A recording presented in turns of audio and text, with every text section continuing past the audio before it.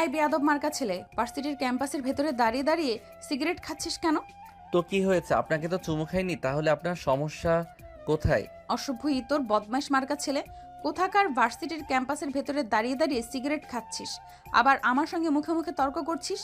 এত বড় সাহস তোকে কে দিয়েছে? ম্যাডাম, আমাকে কারো সাহস দিতে হয় না, আমি নিজে সাহস নিয়ে জন্মেছি। তাছাড়া আমি কারো বাপের টাকায় সিগারেট খাচ্ছি না যে কেউ আমাকে কোনো কথা বলে আমাকে সেটা শুনতে হবে। দয়া করে চুপচাপ এখান থেকে চলে যান, আমার সঙ্গে ঝামেলা করতে আসবেন না। তুই কত বড় বেয়াদব আমি সেটাই বুঝতে পারছি না। একে তো ক্যাম্পাসের ভেতরে দাঁড়িয়ে দাঁড়িয়ে সিগারেট খাচ্ছিস, তারপর আবার আমার সঙ্গে বেয়াদবের মতো তর্ক করছিস। তুই জানিস আমি কে? আপনি কে সেটা জানি, আমার কি কোনো লাভ আছে নাকি আপনি আমাকে চাকরি দেবেন? যে আপনি কে সে সম্পর্কে আমাকে জানতে হবে। শুনুন, আমি আপনার সম্পর্কে জানতে অবগত নই, দয়া করে মানে মানে এখান থেকে কেটে পড়ুন। আমি যাব না এখান থেকে। তুই কি করতে পারিস সেটা আমি দেখতে চাই। তোর কত বড় ক্ষমতা, তুই আমার সঙ্গে মুখে মুখে তর্ক করিস? কথাটা বলতে দেরি হলো, কিন্তু তখনই সাগর টুক করে তিশার ঠোঁট দুটো নিজের দখলে নিয়ে নিতে দেরি করলো না। 2 মিনিট লিপ কিস করে তারপরে ছাড়লো। সাগরের কাছ থেকে ছাড়া পেয়ে দিশা গলা কাটা মুরগির মতো জোরে জোরে নিঃশ্বাস নিচে থাকে। এটা দেখে সাগর বলল, কি ব্যাপার ম্যাডাম, এরকম গলাকাটা মুরগির মতো ফুসকাচ্ছেন কেন? সাগরের কাছ থেকে ছাড়া পেয়ে সাগরের 2 গালে দুটা ঠাস ঠাস করে চর বসিয়ে দিয়ে বলতে লাগলো, বেয়াদব অসভ্য ইতর লম্পট চরিত্রহীন ছেলে কোথাকার! তুই কি করে এই ভার্সিটিতে পড়াশোনা করিস এটা আমিও দেখে নিব। তুই জানিস না আমি কে আর কি আমার পরিচয়। ঠিক আছে ম্যাডাম, আমিও দেখতে চাই আপনি কি করতে পারেন, আপনার ক্ষমতার জোর কতটুকু। সাগরকে সাজা দেবে বলে দিশা সেখান থেকে টিচার্স রুমে চলে গেল। এদিকে সাগর তার বন্ধুদের নিয়ে আগের মতোই সিগারেট খেতে লাগলো। সিগারেট খাওয়া শেষ হলে তারপর বন্ধুরা সবাই মিলে ক্লাসরুমে চলে আসলো। আজ তাদের অনার্স 4th বর্ষের প্রথম ক্লাস, যদিও তার সব বন্ধুরা মিলে 1 সপ্তাহ ক্লাসে এসেছে। আসলে সব বন্ধুরা মিলে একটু ঘুরতে বের হয়েছিল। পড়াশোনার চাপে পড়ে তাদের তো কখনোই সেরকমভাবে ঘোরাঘুরি করা হয়ে ওঠে না। তাই অনার্স 2য় বর্ষের পরীক্ষা শেষ হলেই সব বন্ধুরা মিলে ঘুরতে চলে গিয়েছিল। আর সেখানে গিয়ে প্রায় তারা 15 দিনের মতো কাটিয়ে দিয়েছে। আসলে সব বন্ধুরা মিলে এক জায়গায় ঘুরতে গিয়েছে, তাদের সেখান থেকে আর আসতেই মন চাইছিল না। আর তারা যেখানে ঘুরতে গিয়েছিল সেই এলাকাটা ছিল সাগরের নানার বাড়ি। তাই তারা ঘোরাঘুরি শেষ করে নানার বাড়িতে চলে গিয়েছিল। আর এটা ছিল সাগরের প্রায় 7 বছর পর নানার বাড়িতে যাওয়া। তাই নানার বাড়ির লোকজন তাদেরকে আসতেই দিচ্ছিল না। যাই হোক ভিউয়ার্স, চলুন কথা না বাড়িয়ে মূল গল্পে ফিরে আসি। এদিকে সাগর আর তার বন্ধুরা যখন ক্লাসে আসে তখনই প্রিন্সিপাল স্যার একটা মেয়েকে নিয়ে ক্লাসরুমে প্রবেশ করলো। তখন সামনের দিকে তাকিয়ে দেখলো এই মেয়েটা অন্য কেউ নয়, একটু আগেই যে মেয়েটার সঙ্গে ঝগড়া হয়েছে সেই মেয়েটাই। তখনই প্রিন্সিপাল সবাইকে উদ্দেশ্য করে বলতে লাগলো, ডিয়ার স্টুডেন্ট, এই হলো তিশা, তোমাদের নতুন টিচার। উনি আগে চট্টগ্রাম সিটি ইউনিভার্সিটিতে নিযুক্ত ছিলেন, আর গতকালকেই ওনার এখানে ট্রান্সফার হয়েছে। তোমরা সবাই ওনার সঙ্গে পরিচিত হয়ে নাও। এই কথা বলে প্রিন্সিপাল স্যার ক্লাসরুম থেকে বের হয়ে চলে গেল। আর তারপর প্রত্যেকটা স্টুডেন্ট নিজের থেকেই ম্যাডামের সঙ্গে পরিচিত হতে লাগলো। আর এদিকে দেখতে দেখতে সাগরের পালা চলে আসলো। কিন্তু সাগর তখনও তিশার দিকে হা করে তাকিয়ে আছে, কোনো কথাই বলছে না। তখনই তিশা বলতে লাগলো, এই বেয়াদব মার্কা ছেলে, কি করো তুমি? এখনো বসে আছো কেন? তুমি তোমার পরিচয় দিচ্ছ না কেন? নাকি তোমাকে আলাদা করে তোমার পরিচয় জিজ্ঞাসা করতে হবে? হ্যাঁ অবশ্যই, কেন নয়, আমি সবার চাইতে স্পেশাল। আমি সবার সঙ্গে কেন নিজের পরিচয় দেব? আমাকে আলাদা করে আমার পরিচয় জিজ্ঞাসা করতে হবে, তাহলেই আমি আমার পরিচয় দেব। তা না হলে আমি আমার পরিচয় দিতে বাধ্য নই। এই কথা বলে সাগর পূর্বের ন্যায় বসেই রইল। এদিকে সাগরের এরকম বেয়াদব মার্কা আচরণ দেখে তিশা অনেকটাই রেগে গেল। আর তখনই সাগরের সামনে এসে দাঁড়িয়ে তার শার্টের কলার ধরে টেনে দাঁড় করালো। আর তারপরেই বলতে লাগলো, আমার ক্লাসে কোনো বেয়াদব মার্কা ছেলের জায়গা নেই। তুই এক্ষুনি ক্লাস থেকে বের হয়ে চলে যা। আমি তোর চেহারাটাও এখানে দেখতে চাইছি না। ম্যাডাম, আপনি আমার শার্টের কলারটা ছাড়ুন, আর তারপর কথা বলুন আমার সঙ্গে। কেউ খারাপ আচরণ করলে আমার কিন্তু মাথা একদম ঠিক থাকে না। চটকনা মেরে একদম তোর সব কটা দাঁত ফেলে দিব, আর বেয়াদবি বের করে দিব। টিচারের সঙ্গে কিভাবে কথা বলতে হয় এটা তোর ফ্যামিলি থেকে তোকে শিক্ষা দেয়নি নাকি? শেষবারের মতো বলছি, আপনি আমার ফ্যামিলি নিয়ে কথা বলবেন না। এখানে আমি পড়াশোনা করতে এসেছি, আমার ফ্যামিলি আসে না। তাছাড়া আমি তো আপনাকে বললাম আপনি আমার শার্টের কলারটা ছেড়ে তারপর আমার সঙ্গে কথা বলুন, কিন্তু আপনি তো আমার কোনো কথাই শুনছেন না। কিন্তু এদিকে তিশা সাগরের কথায় কোনো পাত্তা না দিয়ে সাগরের শার্টের কলার ধরে টানতে টানতে ক্লাসরুমের বাইরে নিয়ে আসলো। আর তখনই প্রিন্সিপাল স্যার সেদিক দিয়েই যাচ্ছিলেন। এরকম কর্মকাণ্ড দেখে প্রিন্সিপাল স্যার সেখানে আসলেন আর বলতে লাগলেন, কি হয়েছে তিশা, তুমি সাগরের শার্টের জন্য বাইরে নিয়ে আসতে কেন? সাগর কি কিছু করেছে নাকি? এই কথা আপনি আমাকে জিজ্ঞেস করছেন কেন? আপনি এই কথাটা আপনার বেয়াদব মার্কা ছাত্রকে জিজ্ঞেস করেন যে আমার সঙ্গে কি করেছে। আমি ভাবতেই পারছি না আমি কিনা শেষে এমন একটা ভার্সিটিতে চাকরি নিলাম যেখানে কিনা প্রত্যেকটা স্টুডেন্ট চরম বেয়াদব। সাগর, তুমি ম্যাডামের সাথে কি করেছো? ম্যাডামের খেপে গেল কেন? স্যার আপনি বিশ্বাস করুন, আমি ম্যাডামের সঙ্গে সেরকম কিছুই করিনি। ম্যাডাম সবাইকে পরিচয় জিজ্ঞাসা করছিল, কিন্তু আমাকে জিজ্ঞাসা করেনি, তাই আমি ম্যাডামের কাছে আমার পরিচয় দেইনি। ব্যাস এইটুকুই।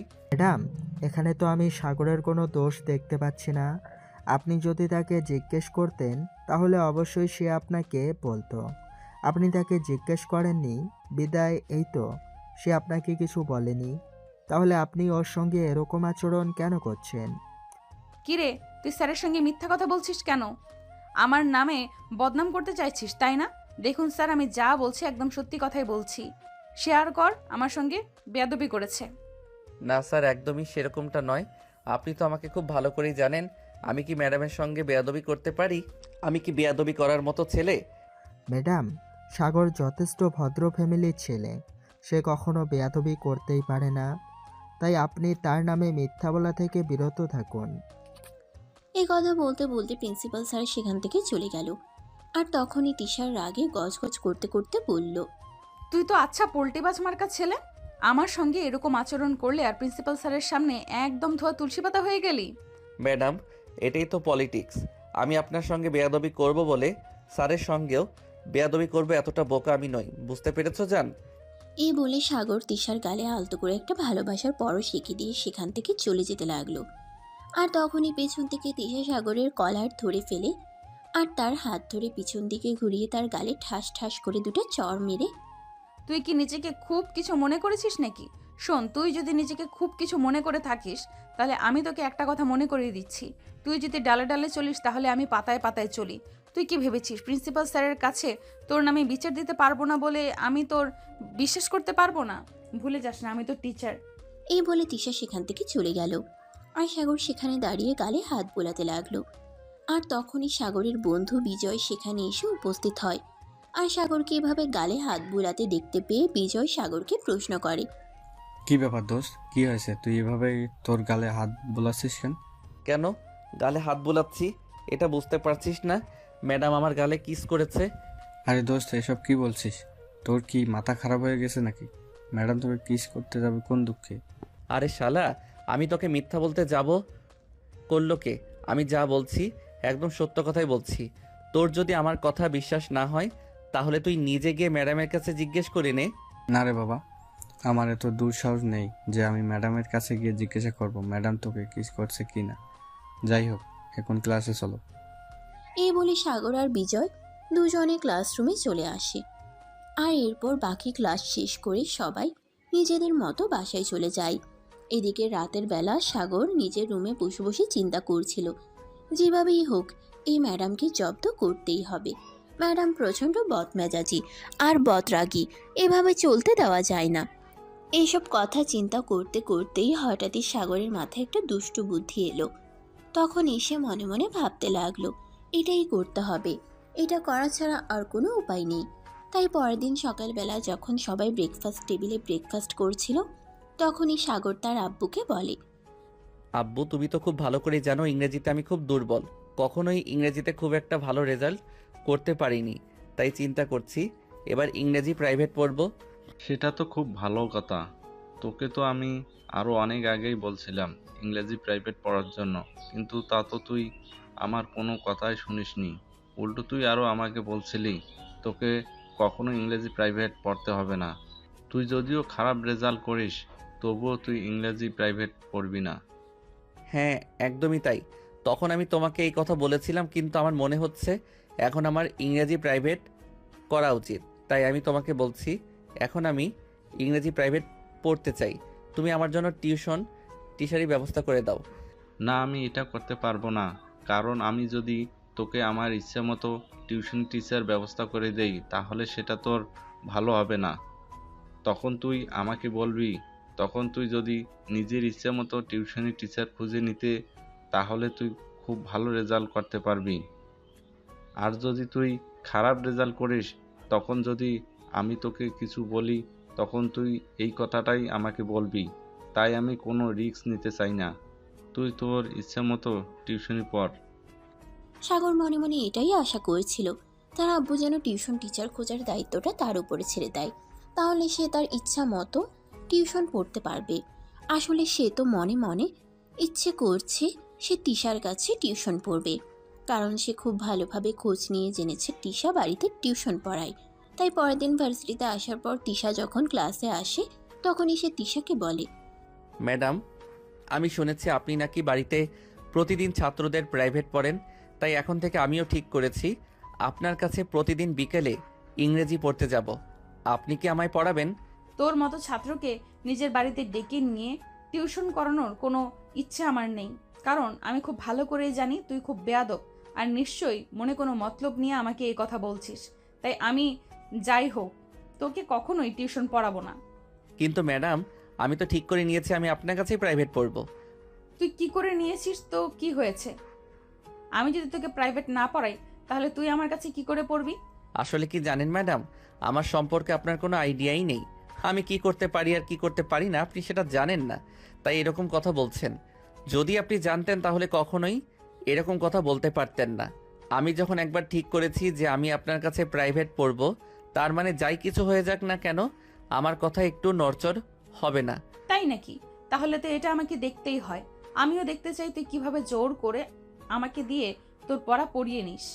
ওকে madam, just wait and watch. এই বলে সাগর ক্লাসরুম থেকে বের হয়ে চলে যাচ্ছিল, তখনই পিছন থেকে তিশা বলতে লাগলো, এই ইডিয়েট, আমি ক্লাসে ক্লাস করাচ্ছি, তুই আমার সঙ্গে কোনো কথা না বলে আমার কাছ থেকে কোনো অনুমতি না নিয়ে চুপচাপ ক্লাসরুম থেকে বের হয়ে চলে যাচ্ছিস কেন? কি সমস্যা তোর? কেন ম্যাডাম, আপনি কি আমার বিয়ে করা বউ নাকি যে আমি কোথাও গেলে আপনাকে বলে যেতে হবে? ভুলে যাবেন না, আপনি আমার টিচার। আপনি আপনার সীমানা পর্যন্ত সীমাবদ্ধ থাকবেন। আমি ভুলে যাব কেন? আমি তো টিচার, আর এখানে আমি তোর ক্লাস করাচ্ছি। তুই আমার সঙ্গে কোনো কথা না বলে আমার কাছ থেকে অনুমতি না নিয়ে তুই বের হয়ে যাচ্ছিস। যাবই তো। আপনি যখন আমাকে প্রাইভেট পড়াতে পারবেন না তাহলে আমি আপনার ক্লাস কেন করব? যদি ফেল করা হয় তাহলে এমনিতেই ফেল করব। ক্লাস করার কোনো প্রয়োজন মনে করছি না, আসছি। এই বলে সাগর আর কোনো উত্তরের অপেক্ষা না করে ক্লাসরুম থেকে বের হয়ে এসে যাক ক্যাম্পাসে চলে আসে। আর এদিকে তিশার রাগে ফুসফুস করতে থাকে। কয়েক বছর ধরে ভার্সিটিতে চাকরি করছে সে, কিন্তু এখন পর্যন্ত এমন বেয়াদব ক্লাসে মনোযোগ দিল। কয়েক বছর ধরে ভার্সিটিতে চাকরি করছে সে, কিন্তু এখন পর্যন্ত এমন বেয়াদব মার্কা ছেলে জীবনেও একটি দেখে নাই। যাই হোক, সে ক্লাসে মনোযোগ দিল আর তারপর ক্লাস শেষ করে নিজের কেবিনে চলে আসে। তিশা কেবিনে বসে বসে কিছু কাগজপত্র নাড়াচাড়া করছিল, আর তখনই সাগর এসে সেখানে উপস্থিত হয়। সাগর কেবিনে প্রবেশ করা মাত্রই তিশা দাঁড়িয়ে গিয়ে রাগে গজগজ করতে করতে বলল, কিরে, কি সমস্যা তোর? তুই এখানে এসেছিস কেন? তোকে না বললাম আমার অনুমতি ছাড়া কখনোই আমার কেবিনে আসবি না? ম্যাডাম, এটা টিচার্স কেবিন, এখানে স্টুডেন্টরা আসতেই পারে। এটা আপনার বেডরুম নয় যে আপনার সঙ্গে বিছানায় যেতে হলে আপনার অনুমতি নিতে হবে। কথাটা বলা মাত্রই তিশা হাত গুছিয়ে সাগরকে থাপ্পড় দিতে যাবে, আর তখনই সাগর তার হাতটা ধরে ফেলে আর হাতে টান দিয়ে তিশাকে নিজের বুকের সঙ্গে মিশিয়ে নেয়। আর তখনই তিশা কিছু বলার আগেই সাগর তার ঠোঁট দুটো নিজের দখলে নিয়ে ইচ্ছে মতো কিস করতে থাকে। প্রায় 5 মিনিট ধরে কিস করার পর সাগর তিশাকে ছেড়ে দেয়, আর তখনই তিশা জোরে জোরে নিঃশ্বাস নিতে নিতে বলতে থাকে, এই কি হলো? তুই আমাকে কিস করলি কেন? আমাকে কিস করার মতো দুঃসাহস তুই কোথায় পেয়েছিস বল আমাকে। খুব জান পাখি, তোমাকে না বললাম আমাকে দোষ পেতে হয় না। আমি দুঃসাহস নিয়েই জন্ম নিয়েছি। আমার ভিতরে যেটা আছে পুরোটাই কলিজা, সো আমাকে কোনো ভয় দেখাবে না। তোকে তো আমি দেখে নিব। দেখছো না কেন বেবি? আমি তো তোমার সামনেই দাঁড়িয়ে আছি। আমাকে ইচ্ছে মতো দেখো, আর চাইলে তুমিও আমাকে আদর করতে পারো। আমি তোমাকে কিন্তু একবারও না করব না। তোমার মতো সুন্দরী মেয়ে মানুষ আদর করলে আমার খুব ভালো লাগবে। কি? তোর বদমাস চরিত্রহীন লম্পট, তুই এক্ষুনি আমার কেবিন থেকে বের হয়ে চলে যা, তা না হলে তোর সঙ্গে এরকম কিছু হবে যেটা তুই কল্পনাও করতে পারবি না। আমি তো চাই তুমি আমার সঙ্গে সেরকমটাই করো, কারণ তুমি যাই কিছু করো না কেন এই ভার্সিটিতে তুমি আমার নামে বিচার দিয়ে কোনো বিচার পাবে না, কারণ কোনো টিচার্স তোমার কথা বিশ্বাস করবে না, কারণ তারা সবাই খুব ভালো করেই জানে আমি খুবই ভদ্র আর ভালো ছেলে। ওরা তোর সম্পর্কে এতদিন ধরে ভুল কিছু জেনে এসেছে, ওরা ভুল ভাবছে। আসলে ওরা তোর আসল রূপটা জানে না। আমি তোর আসল রূপ সবার সামনে এনে দেব, আর সবার সামনে এটা প্রমাণ করে দিব যে তোর চরিত্র ঠিক নেই। ট্রাই করতে পারো বেবি, তাতে কোনো লাভ হবে না। এই, তুই আমাকে বেবি বলছিস কোন দুঃখে? কেন? বউ বললে বেশি খুশি হবে নাকি? বউ বললো যে তুমি বেশি খুশি হও, তাহলে এখন থেকে তোমাকে বউ বলেই ডাকবো। I say just get out. আমি তোর চেহারাটাও দেখতে চাচ্ছি না। আমার এখন কিন্তু প্রচন্ড পরিমাণ রাগ হচ্ছে। মেয়ে মানুষের এত রাগ থাকতে নেই বেবি, তুমি এখন শান্ত হও, আমি তোমাকে আর জ্বালাবো না। এই যে চলে যাচ্ছি, তবে যখন আমার আদর খেতে ইচ্ছে করবে তখন আমি আবার চলে আসবো। জানো বেবি, তোমার ঠোঁট দুটো কিন্তু সেই মিষ্টি, আমার কিন্তু হেব্বি লেগেছে। কি? তোর বদমাস চরিত্রহীন লম্পট, জাস্ট বেরিয়ে যায় এখান থেকে। সাগর তখন শয়তানি মার্কা একটা হাসি দিয়ে সেখান থেকে বের হয়ে চলে গেল। আর তিশা রাগে ফুসফুস করতে লাগলো। সে কি করবে কিছুই ভেবে পাচ্ছে না, কারণ প্রিন্সিপাল স্যারের কাছে বিচারপতি সেরকম কোনো লাভ হবে না, কারণ প্রিন্সিপাল স্যার কখনোই সাগরের ব্যাপারে এসব কথা বিশ্বাস করবে না। প্রিন্সিপাল সাগরকে অন্ধের মতো বিশ্বাস করে, তাই যাই করার সাথেই করতে হবে, এমনটা চিন্তা করছিল তিশা। আর তখনই ছুটির ঘন্টা ভেজে গেল। সবাই ক্লাসরুম থেকে বের হয়ে বাড়ি যাওয়ার উদ্দেশ্যে রওনা দেয়। আর তখনই সাগর ক্যাম্পাসের বাইরে গেটের সামনে দাঁড়িয়ে থাকে। এটা দেখে তার বন্ধু বিজয় বলতে থাকে, কিরে দোস্ত, তুই কি বাসায় যাবি না নাকি? এখনো এখানে দাঁড়িয়ে আছিস কেন? বাসায় চল। না রে দোস্ত, আজ বাসায় যাব না, আজ শ্বশুর বাসায় যাব। আমার বউ বলেছে আজ নাকি আমাকে নিয়ে শ্বশুর বাসায় যাবে। তুই কি বলছিস এসব? আমি তো এটাই বুঝতে পারছি না, তোর কি আসলেই মাথা খারাপ হয়ে গেছে যে তুই পাগলের মতো প্রলোভ করছিস? তুই তো এখনো বিয়েই করলি না, তাহলে তোর বউ আসলো কোথা থেকে? তাও আবার ভার্সিটিতে, এসব কি বলছিস তুই? আরে ভাই, এত চিন্তা করার কি আছে? আমি যা বলছি একদম সত্য কথা বলছি। আর তুই ওয়েট কর, আমার বউ এক্ষুনি চলে আসবে, তাহলে তুই আমার বউকে দেখতে পাবি। আর আমার কথা তোকে বিশ্বাস না হয় তাহলে তুই আমার বউকে জিজ্ঞাসা করে নিশ্চয়ই আমার বউ হয় কিনা। হ্যাঁ, সেটাই তো করতে হবে, এটা ছাড়া তো আর কোনো উপায় নেই, কারণ আমার মনে হয় তোর মাথা পুরোপুরি নষ্ট হয়ে গেছে। তোর মুখে যা আছে তুই তাই বলে যাচ্ছিস। এভাবে দুজনের মধ্যে কথা চলছিল। তখনই তিশা ভার্সিটির গেটের সামনে আসতেই সাগর তিশাকে উদ্দেশ্য করে বলতে থাকে, জান আমি এদিকে চলে আসো। এই কথা শুনে তিশা একবার আশপাশ তাকালো। তার চারপাশে কাউকেই দেখতে পেল না। তখন সে সাগরের দিকে এগিয়ে এসে বলতে লাগলো, এইসব তুই কি বলছিস? তোর কি আসলে এই মাথা খারাপ হয়ে গেছে নাকি? একদম চর মেরে তোর সব কটা দাঁত ফেলে দেব বলে দিলাম। তুই আমাকে জান বলছিস কেন? আরে বউ জামাই কিভাবে মেজাজ দেখাতে হয় না, তাছাড়া জামাইকে যদি তোমার মেজাজ দেখাতেই হয় তাহলে বাসায় দেখিও, এটা রাস্তা, এখানে মেজাজ দেখিও না। সবাই তোমাকে খারাপ বলবে, বলবে মেয়েটার চরিত্রে ঠিক নেই, জামাইয়ের সঙ্গে যা ইচ্ছা তাই ব্যবহার করে। আমার চরিত্র ঠিক নেই তো মানুষের কি হয়েছে? আমি যা ইচ্ছা তাই করব, তাতে কারোর কোনো সমস্যা থাকলে তাহলে সেটা নিজের চোখ আর কান দুটোই বন্ধ করে রাখো। তাছাড়া তুই আমাকে বউ কেন বলছিস? আমি তো সেটাই বুঝতে পারছি না। আরে বাবা, বউকে বউ বলবো না তো ভাবি বলবো নাকি? আমি তো সেটাই বুঝতে পারছি না। তুমি আমার বউ, তাহলে তো তোমাকে আমি বউ বলেই ডাকবো, তাই নয় কি? তোর সঙ্গে আমার কবে বিয়ে হয়েছে? আমি বউ হলাম কবে থেকে তোর? বিয়ে হয়নি তো কি হয়েছে, বিয়ে হবে তো, তাই তোমাকে আগে থেকে বউ বলে ডাকার অভ্যাস করেছি যাতে পরে ডাকতে সমস্যা না হয়। আগে থেকে প্র্যাকটিস করে রাখছি, বুঝতে পেরেছো বউ? তোর প্র্যাকটিসের খাতায় আগুন। আমি মরে গেলেও জীবনেও তোর মতো বদমাইশ এই তোর চরিত্রহীন লম্পট ছেলেকে কখনোই বিয়ে করব না। তুই আমার চোখের সামনে থেকে সর। আমি বাসায় যাওয়ার সময় হয়ে গেছে। বাসায় ফিরতে দেরি হলে আমার আম্মু আমার জন্য চিন্তা করবে। তাছাড়াও বাসায় গিয়ে আমার কাজ আছে, আমার স্টুডেন্টরা এসে বসে থাকবে, আমি তাদেরকে পড়াবো। উফ বউ আমার, তুমি স্টুডেন্ট পড়াতে গিয়ে তুমি তোমার জামাইকে ভুলে যাচ্ছ।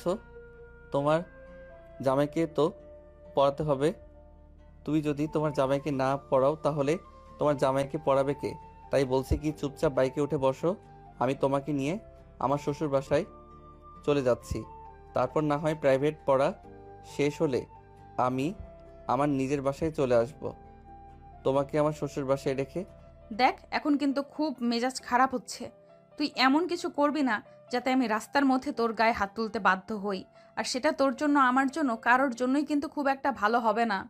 আমার সঙ্গে ভালো কিছু হোক সেটা আমি চাইও না, তাই তোমার যা ইচ্ছে তুমি তাই করতে পারো। কারণ কি জানো তো, তুমি কোনো একটা ঝামেলা হলে সেখানে কিন্তু ছেলের দিকে খুব একটা আঙুল তোলা হয় না, মেয়েদের দিকেই কিন্তু খুব বেশি আঙুল তোলা হয়। তাই তুমি নিজেই ঠিক করে নাও কোনটা করবে তুমি। কি সমস্যা তোর? তুই আমার কাছে কি চাস বল তো শুনি। আদর, ভালোবাসার, যত্ন সব কিছু তোমাকে আমি আমার বউ বানাতে চাই, ব্যাস সেইটুকুই, এরপর আর কিছু চাই না আমার। এই আশা পূর্ণ হবে না তোর, এই আশার গুড়ে বালি। এখন চুপচাপ মানে এখান থেকে কেটে পড়তো, তা না হলে কিন্তু তোর সঙ্গে কি হবে আমি এটাই কল্পনা করতে পারছি না। বাসর হলেও আমার সমস্যা নেই, আমার সঙ্গে এভাবে কথা বলতো, তাড়াতাড়ি চলো শ্বশুরবাড়ি। দেখ, আমি তোকে একদম সত্যি কথা বলছি, এখন কিন্তু আমার খুব বেশি মেজাজ খারাপ হচ্ছে। আর আমার মেজাজ খারাপ হলে আমি কি করি তার কিন্তু কোনো গ্যারান্টি নিতে দয়া করে পারছি না। দয়া করে এখান থেকে চলে যা আর আমাকে আমার মতো থাকতে দে। লক্ষ্মী বউ আমার, তুমি আমার সঙ্গে এরকম করো না, তুমি আমার সঙ্গে এরকম করলে আমার একটু ভালো লাগে না। চলো না আমাকে শ্বশুরবাড়ি নিয়ে।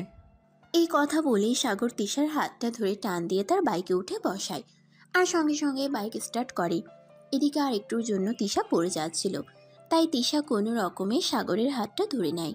এদিকে সাগর একটানে একদম তিশার বাসার সামনে এনে দাঁড় করলো।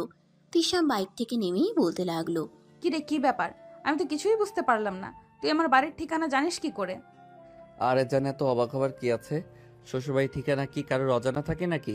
আমি নিজে নিজে তোমার বাড়ির খোঁজই নিয়েছিলাম, তাই তো ঠিকঠাক মতো চলে আসতে পারলাম। বলো, আমি একদম ঠিক কাজ করেছি তো? ডিম করেছিস, আমি খুব ভালো করেই বুঝতে পারছি। তুই প্রত্যেক দিন আমাকে ফলো করতি, আর ফলো করতে করতে তুই আমার বাসার ঠিকানা জেনে গেছিস, তাই না? তোমার যা ইচ্ছে হয় তুমি তাই চিন্তা করতে পারো, তাতে আমার কিছু যায় আসে না। তবে জান শোনা, তোমাকে একটা কথা বলি, ভালোবাসার মানুষের ব্যাপারে খোঁজ খবর নেওয়া কিন্তু খারাপ কিছু না, বরং এটা খুবই ভালো একটা ব্যাপার। এই হারামজাদা, তোকে আমি কবে বললাম আমি তোর ভালোবাসার মানুষ? ও মা, সব কথা কি মুখে বলতে হয় নাকি? কিছু কথা বুঝে নিতে হয়, তাই আমি তোমার কিছু কথা বুঝে নেওয়ার চেষ্টা করি। তুমি মুখে না বললেও মনে মনে ঠিকই আমাকে ভালোবাসো। আমি মনে মনে কেন তোর স্বপ্ন, তোকে ভালোবাসার কথা কখনো চিন্তাও করি না। তুই আমাকে নিয়ে এসব বাজে বাজে চিন্তা আর স্বপ্ন দেখা বন্ধ কর, এটা তোর জন্যই ভালো হবে। উফ জান পাখি, তুমি কি এখন আমাকে এখানেই দাঁড় করিয়ে রাখবে নাকি বাড়ির ভেতরে নিয়ে যাবে? আমার তো দাঁড়িয়ে থাকতে থাকতে একদম পা ব্যথা হয়ে যাচ্ছে। তোকে আমি কোনোদিনও আমার বাড়ির ভেতরে নিয়ে যাব না। আর তুই এক্ষুনি এখান থেকে চুপচাপ চলে যা। দেখ, এটা আমার বাড়ি, আর এখানে যদি আমার সঙ্গে সিনক্রেট করিস তাহলে এর পরিণাম খুব খারাপ হবে। আমি বুঝতে পেরেছি, তোমার সঙ্গে কথা বলে কোনো লাভ হবে না, যা করার আমাকেই করতে হবে। এই কথা বলে সাগর সেখানে আর এক মুহূর্তও না দাঁড়িয়ে হনহন করে বাড়ির ভিতরে প্রবেশ করে। এটা দেখে তিশার রাগ আরও 4 গুণ বেড়ে গেল। তিশা তাড়াতাড়ি বাড়ির ভেতরে আসে। সাগর যেই না ড্রয়িং রুমে সোফায় বসতে যাবে, অমনি তিশা তার হাতটা ধরে বলে, তোর দুইটা পায়ে ধরিতে এখানে সিনক্রেট করিস না। দেখ, এমনিতেই আমার বাবা মাকেও বেঁচে নেই, ভাই ভাবির সংসারে পড়ে আছি। এমনিতেই আমাকে প্রতিনিয়ত অনেক কথা শুনতে হয় তোর জন্য। আর কোনো ঝামেলা হোক এটা আমি চাই না। তোমাকে এখানে পড়ে থাকার কথা কে বলেছে? তুমি আমার সঙ্গে চলো, আমি তোমাকে আমাদের বাড়িতে নিয়ে যাব, আর তারপর সেখানে তুমি পার্মানেন্টলি থাকবে। তোমাকে কেউ কিছু বলবে না, আর আমার বাড়িতে তোমাকে কেউ কিছু বলার সাহস পর্যন্ত পাবে না। না, আমি কোনোভাবেই তোর সঙ্গে তোর বাড়িতে যাব না। তাছাড়া আমি তোর বাড়িতে যেতে যাব কেন? আমার বাবা মা বেঁচে নেই, তাতে কি হয়েছে? আমার ভাইয়া ভাবি তারা তো আছে, তারা আমার জন্য খুব চিন্তা করে। আমি তাদের উপর অনেক ভরসা করি। তারা আমাকে দেখে শুনে খুব ভালো ছেলের সঙ্গেই বিয়ে দেবে। তাছাড়া আমাকে যে বিয়ে করতেই হবে সেরকম কোনো বাধ্যবাধকতা আমার জীবনে নেই। আমি পড়াশোনা শেষ করেছি, চাকরি করছি, নিজে ইনকাম করছি। এখন আমি নিজের পয়সায় চলতে পারি, তাই কারোর হেল্প প্রয়োজন নেই। হ্যাঁ, এটা ঠিক আছে যে তোমার জীবনে পয়সার কোনো প্রয়োজন নেই, কিন্তু আমার জীবনে তোমাকে আমার প্রয়োজন আছে। তাই এখানে যা হওয়ার হোক, আমি যখন চলে এসেছি তখন আর কোনোভাবেই যাব না। ড্রয়িং রুমে কথা কাটাকাটির আওয়াজ শুনে তিশার ভাবি সেখানে চলে আসে আর তিশার ভাবি এসে তিশাকে উদ্দেশ্য করে বলতে থাকে। এটা বাড়ি নাকি মাছের বাজার? আমি তো সেটাই বুঝতে পারছি না। এভাবে এখানে চিৎকার চেঁচামেচি হচ্ছে কেন? ভাবি, চিন্তার কোনো কারণ নেই। এখানে চোর ডাকাত আসেনি, এই বাড়ির হবু জামাই এসেছে। হবু জামাই মানে? এই ছেলে তুমি আবার কে? একটা আপদকে পালতে পারছি না, আর এখানে আবার তুই এসে হাজির হয়েছিস। চুপচাপ এখান থেকে চলে যা বলছি। ও আচ্ছা, এই ব্যাপার। তাহলে আমার জান পাখিটা তখন যা বলছিল একদম সত্য কথাই বলছিল। তোমরা আমার জান পাখিটার সঙ্গে খুব খারাপ আচরণ করো, সেটা আমি তোমাদের কথা শুনে বুঝতে পেরেছি। যাই হোক, চিন্তার কোনো কারণ নেই। আমি আমার জান পাখিটাকে এখানে খুব বেশি দিন ফেলে রাখবো না। কিছুদিনের মধ্যেই আমি আমার জান পাখিটাকে আমার বাড়িতে নিয়ে যাব। এই ছেলে, কি সব আবল তাবল কথা বলছিস? কে তোর জান পাখি? কেন, আপনি বুঝতে পারছেন না? আপনার ননদ আমার জান পাখি। এরপর আর কিছু বুঝিয়ে বলতে হবে নাকি? যাই হোক, আপনার সঙ্গে দাঁড়িয়ে দাঁড়িয়ে ফালতু কথা বলে টাইম ওয়েস্ট করার মতো সময় আমার হাতে নেই। আমি এখন চলে যাচ্ছি। তবে হ্যাঁ, একটা কথা আপনাকে বলে যাচ্ছি, ভুল করেও আপনি আমার জান পাখিটার সঙ্গে খারাপ আচরণ করার দুঃসাহসও দেখাবেন না, তাহলে কিন্তু আপনার সঙ্গে খারাপ কিছু হয়ে যেতে পারে, এটা আমি বলে দিলাম। ওকে কই? তুমি শুনছো? তোমার বোন কোথা থেকে গুন্ডা মাস্তান ভাড়া করে এনেছে, আর আমাকে থ্রেট দিচ্ছি। তুমি তাড়াতাড়ি এখানে আসো। কি হয়েছে? তুমি কি আমাকে একটু শান্তিমতো ঘুমাতে দেবে না নাকি? এমনিতেই চিৎকার চেঁচামেচি করে সারাদিন বাড়ি মাথায় তুলে রাখো, এখন আবার এভাবে চিৎকার চেঁচামেচি করছো কেন? আমি কথা বলি তোমার কাছে, সেটা চিৎকার আমি কথা বলি তোমার কাছে, সেটা চিৎকার চেঁচামেচি মনে হয়? কিন্তু বাড়িতে যে এত কিছু ঘটে যাচ্ছে, সেদিকে তোমার কোনো খেয়াল নেই। এই দেখো এখানে কে এসেছে, আর এই ছেলেটা কিসব আবল তাবল কথা বলছে। তুমি শিগগিরই এখানে আসো। তিশার ভাবির চিৎকারে তিশার ভাইয়া আর বেশিক্ষণ রুমের মধ্যে টিকে থাকতে পারলেন না। ওনাকে ড্রয়িং রুমে আসতেই হলো। সাগর ভদ্রভাবে তিশার ভাইয়াকে সালাম দেয় আর বলে, আসসালামু আলাইকুম বড় ভাইয়া, কি অবস্থা? কেমন আছেন আপনি? ওয়ালাইকুম আসসালাম। এই তো আল্লাহর রহমতে ভালোই আছে। কিন্তু তুমি কে? তোমাকে তো চিনতে পারলাম না। ইনফ্যাক্ট তোমাকে আজকের আগে কখনো দেখেছি বলে মনে হয় না। আসলে ভাইয়া, আজকের আগে কখনো তো আমি আপনাদের বাড়িতে আসিনি, আর আপনার সঙ্গে আমার দেখা হয়নি, তাহলে চিনবেন কিভাবে? যাই হোক, আপনার সঙ্গে পরিচিত হয়ে ভালো লাগলো। আর একটা কথা বলার ছিল আপনাকে, আমি আর তিশা আমরা দুজন দুজনকে ভালোবাসি। আপনি যদি পারমিশন দেন তাহলে আমি আমার ফ্যামিলিকে জানাতে পারি। ও তাই নাকি? পারমিশন দেওয়ার কি আছে? তুমি এই আপদটাকে নিয়ে এখান থেকে চলে যাও। আমি এই আপদ থেকে সহ্য করতে পারছি না। যত তাড়াতাড়ি এই আপদ আমার বাড়ি থেকে চলে যাবে, আমি ততটাই নিরাপদ আর সুস্থ থাকব। এই চুপ করো তুমি। কী সব আবল তাবল কথা বলছো? এই সম্পত্তিতে আমার যতটুকু অধিকার, ওর স্বাভাবিক ততটুকুই অধিকার রয়েছে। তুমি কেন এই মেয়েটার সঙ্গে বারবার এরকম খারাপ আচরণ করো? মেয়েটা চাকরি করতে আজ 3 বছর ধরে, তার চাকরির সমস্ত পয়সা আমাদের সংসারের পেছনে ঢেলে দিচ্ছে, তারপরও কেন তোমার মন পাওয়া যায় না? দেখো, আমার মন পাওয়া এত সহজ ব্যাপার নয়।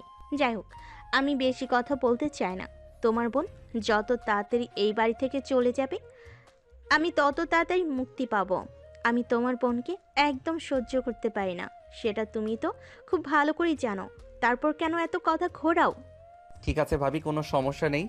তোমাকে আমার বউকে আর বেশি দিন সহ্য করতে হবে না। আমার বাবা ব্যবসার কাজে কানাডায় গেছেন, ওখান থেকে ফিরে আসলে আমি আমার বাবার সঙ্গে কথা বলবো এবং আমার বউকে আমাদের বাড়িতে নিয়ে যাব। এই ছেলে চুপ কর তুই। সে কখন থেকে তোর বকবকানি শুনছি আমি, আর তোর বকবকানি সহ্য করতে পারছি না। দেখ, আমার জীবনটা এমনিই অনেক কষ্টের। জন্মের পর বাবা মা কি জিনিস পাইনি। ভাইয়া অনেক কষ্ট করে লালন পালন করে আমাকে মানুষ করেছে, নিজে না খেয়ে থেকেছে, কিন্তু আমাকে কখনো কষ্ট কি জিনিস বুঝতে দেয়নি। আমার বিয়ের ব্যাপারে যদি সিদ্ধান্ত নিতেই হয়, তাহলে আমার ভাইয়া দেখে শুনে তার পছন্দ মতো একটা ছেলের সাথে আমাকে হাতে তুলে দেবে। সে যদি রিক্সাওয়ালাও হয় তাতেও আমার কোনো আপত্তি নেই। এত যখন ভাই কষ্ট বুঝিস, তাহলে এখনো এখানে পড়ে আছিস কেন? যাস না কেন এই বাড়ি থেকে? চলে যা। আমি তোর ভাইকে নিয়ে একা একা থাকতে চাই। তুই সেটা কেন বুঝিস না? চলে যা এখান থেকে। শোনো, তোমাকে আমি আরও একবার শেষবারের মতো বলছি, তুমি এরকম করো না আমার বোনের সঙ্গে। আমার বোনটা জন্মের পর মা বাবা পায়নি। আমি আমার বোনটাকে সেরকম সুখে কখনো রাখতে পারিনি। শুধুমাত্র আমার মা বাবা রেখে যাওয়া বাড়িটা ছিল বলেই আমার ভাই বোন এখনও মাথার উপরে ছাদটা পায়। তা না হলে হয়তো রাস্তাতেও আমাদের জায়গা হতো না। আর তুমি কি না আমার এই বোনটার সঙ্গে এত খারাপ আচরণ করো? যাই হোক ভাইয়া, আজ তাহলে আমি আসি। আমি আবার আসব, তবে আবার যেদিন আসবে সেদিন কিন্তু আর খালি হাতে ফিরে যাব না। আমি আমার বউকে আমার সঙ্গে নিয়ে যাব। এ কথা বলতে বলতে সাগর বাড়ি থেকে বের হয়ে গেল। আর এদিকে তিশা ড্রয়িং রুমের সোফায় বসে কান্না করছে। তখনই তার ভাইয়া তার পাশে এসে বসলো আর তার মাথায় হাত বুলাতে বুলাতে বলল, প্লিজ বোন আমার, তুই মন খারাপ করিস না। তুই মন খারাপ করে রাখলে আমার খুব খারাপ লাগে। তুই জানিস না তোর কষ্ট আমি সহ্য করতে পারি না। হ্যাঁ ভাইয়া, সেই জন্যই আমার আরও বেশি কষ্ট হয়। ভাবি তোমার সঙ্গে আমার জন্য কত খারাপ আচরণ করে। আসলে ভাইয়া, আমার মনে হয় আর এই বাড়িতে থাকা উচিত নয়। আমি বরঞ্চ কোনো মেসে কিংবা ছোট্ট একটা বাসায় চলে যাই। দেখ, আমি যতদিন বেঁচে আছি ততদিন তুই এ বাড়িতেই থাক। তাছাড়া এ বাড়িতে তোর অধিকারও রয়েছে। তাহলে তুই কেন তোর অধিকার ছেড়ে চলে যাবি? আমি চাই আমরা ভাই বোন যতদিন আছি ততদিন এ বাড়িতেই থাকবো। আদিক্ষেতা দেখে আর বাঁচি না। বুড়ো হয়ে যাচ্ছে মেয়েটা, কিন্তু এখনো বিয়ে দেওয়ার কোনো নাম গন্ধ নেই। দেখো, তোমাকে আমি শেষবারের মতো বলে দিচ্ছি, তুমি আমার বোনকে নিয়ে এসব ফালতু চিন্তা বাদ দাও। এই যে এদিকে আমার চাকরিটা চলে গেছে, আর এখন যদি আমার বোন আমাদের সংসার চালানোর জন্য টাকা পয়সা না দিয়ে, তো তখন কি করে সেটা তুমি একবার চিন্তা করে দেখেছো? তুমি তো সেটা একবারও চিন্তা করে দেখবে না, শুধু শুধু আমার বোনটাকে কথা শোনাবে। শোনো, তোমাকে বলছি, আর যদি আমার বোনের জায়গায় তোমার বোন থাকতো তাহলে কি তুমি কি করতে? একদম ভালো হবে না বলে দিচ্ছি। কিন্তু তুমি এসবের মধ্যে আমার বোনকে কেন টেনে আনছো? আমার বোন কি তোমার বোনের মতো নাকি? আমার বোন বিয়ে করে সংসার নিয়ে খুব শান্তিতে আছে। তুমি আমার বোনকে এসবের মধ্যে একদম জড়াতে যাবে না। এরপর আরো অনেকগুলো কথা শুনিয়ে দিয়ে তিশার ভাবি সেখান থেকে নিজের রুমে চলে গেলে। আর এদিকে তিশাও কাঁদতে কাঁদতে নিজের রুমে চলে আসে। এর পরের দিন সকালবেলা যখন ভার্সিটিতে গেল, তখনই সাগরের সঙ্গে তিশার দেখা হয়। সাগর তিশার পথ আগলে দাঁড়ায়। এটা দেখে তিশা বলতে থাকে, কি ব্যাপার, কি হয়েছে, কি সমস্যা তোমার?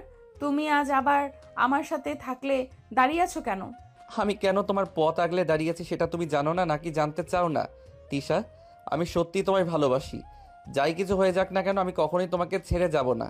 Please love me. এই শোনো, আবেগ দিয়ে জীবন চলে না, জীবনটাকে বিবেক দিয়ে চালাতে হয়। সো এইসব ফালতু চিন্তা মাথা থেকে ঝেড়ে ফেলে দাও। যে জিনিসটা কি কখনোই বাস্তবে রূপ পেতে পারবে না, যে জিনিসটা কখনোই তোমার হওয়ার নয়, সেই জিনিসটার উপর থেকে নিজের চোখ সরিয়ে নাও। এই কথা বলে তিশা এখান থেকে চলে গেল অপর দিকে। সেদিন বিকেল বেলা তিশা বাসায় এসে দেখে সাগর তার বাসায় ড্রয়িং রুমে বসে আছে। এটা দেখে তিশা আরো অনেক বেশি অবাক হয়ে যায়। সাগরকে জিজ্ঞাসা করে, কি ব্যাপার, কি হয়েছে? তুমি আমার বাসায় আজ কেন আবার এসেছো? আমি না তোমাকে বললাম তুমি আমার বাসায় আসবে না? তারপরও কেন এসেছো? তোমার কি লজ্জা শরম কিছুই নেই নাকি? লজ্জা শরম থাকবে না কেন? অবশ্যই আছে, কিন্তু ভালোবাসার কাছে সব কিছুই হার মানে। আমি তোমায় ভালোবাসি, আর কোনো কথা শুনতে চাই না আমি। প্লিজ তুমি একবার আমাকে অনুমতি দাও, তোমাকে আমি আমাদের বাড়িতে নিয়ে যেতে চাই। এখানে আর রাখতে চাই না। আমি জানি এখানে তোমার খুব কষ্ট হচ্ছে, কিন্তু তুমি কিছু করতেও পারছো না। এসব ফালতু কথা বলা বন্ধ করো। আমি আমার নিজের বাড়িতে থাকছি, এখানে আমার কোনো কষ্ট হতে যাবে কেন? তাছাড়া আমার কোনো সমস্যা হলে সেটা আমি নিজে বুঝে নেব। তোমাকে এইসব নিয়ে চিন্তা করার কথা আমি কখনো বলিনি, আর কখনো বলবোও না। তুমি তোমার মতো করে এখান থেকে চলে যাও, আর আমি এতেই খুব বেশি খুশি হব যদি তুমি কোনোদিন আমার বাড়িতে না আসো। আমি তো চলে যাওয়ার জন্য আসিনি। আমি ঠিক করেছি আজ থেকে তোমার কাছে আমি প্রাইভেট পড়বো, আর তার বিনিময়ে আমি তোমার ফ্যামিলির সমস্ত খরচ চালাবো। এই দেখো, অনেক ফালতু কথা বলেছো, আর ফালতু কথা বলবে না। চুপচাপ এখান থেকে চলে যাও। তখনই সেখানে তিশার ভাইয়ের মেয়ে পলি দৌড়ে চলে আসে। পিপি, এই আঙ্কেলটা অনেকক্ষণ ধরে তোমার জন্য অপেক্ষা করছে। পলি, এটা আমার একটা স্টুডেন্ট। তুমি তো এই সময় ঘুমিয়ে থাকো, এখন এখানে এসেছো কেন? পিপি, আমার না খুব চকলেট খেতে ইচ্ছে করছে। আমি মাম্মামকে সেই কখন থেকে বলছি আমাকে চকলেট এনে দিতে, কিন্তু মাম্মাম আমাকে কিছুতেই চকলেট এনে দিচ্ছে না। ঠিক আছে, তুমি নিজের রুমে চলে যাও, আমি একটু পর তোমার জন্য চকলেট নিয়ে আসবো। আসলে আজ ভার্সিটি থেকে একটু তাড়াতাড়ি চলে এসেছি তো, তোমার জন্য চকলেট আনতে মনে ছিল না। কিন্তু কোনো চিন্তা নেই, তুমি রুমে যাও, আমি তোমার চকলেট তোমার রুমে পৌঁছে দেবো। মামুনি, অপেক্ষা করার কোনো প্রয়োজন নেই। আমি তোমার জন্য চকলেট নিয়ে এসেছি। এই নাও তোমার চকলেট। এই বলে সাগর নিজের প্যান্টের পকেট থেকে দুটো চকলেট বের করে পলির হাতে তুলে দেয়। আর পলি সেই চকলেট দুটো নিয়ে কুর্সিতে নাচতে নাচতে সেখান থেকে চলে গেল।